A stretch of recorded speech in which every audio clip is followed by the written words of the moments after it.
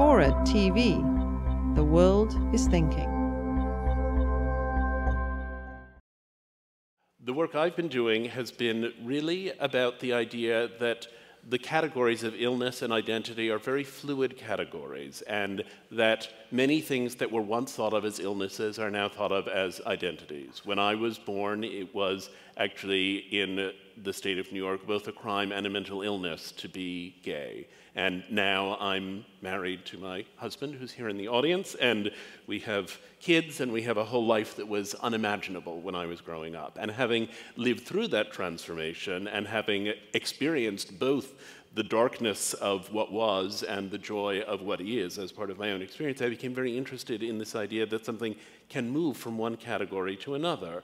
And so I started looking at deaf activists and whether deafness is an illness or is an identity. And I started looking at transgender activists and their attempt to get transgenderism taken out of the psychiatric manuals, and all of these other categories, autism activists.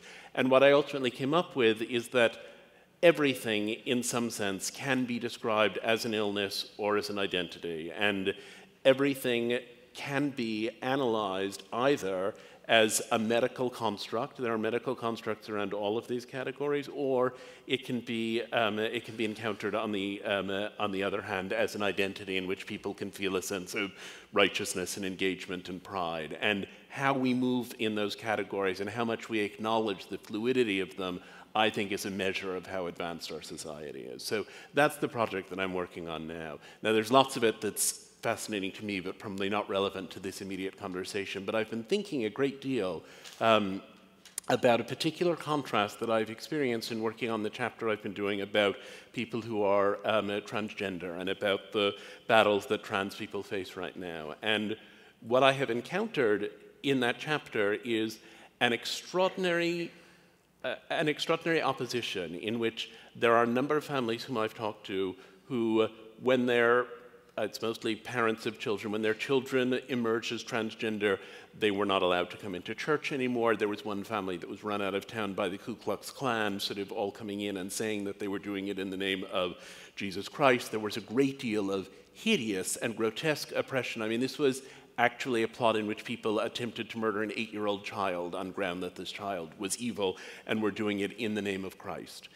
At the same time, I have also experienced people who have had extraordinary acceptance within the context of religion. And there's one family that I'd followed, and in the end, the trans daughter who had born a boy but had been captain of the football team and had become a woman was invited back to give the sermon at church on a particular Sunday, and spoke to the theme of the prodigal son and said, this is ordinarily a story, really, of that's told from the father's perspective, what it was like for him to welcome the prodigal son home.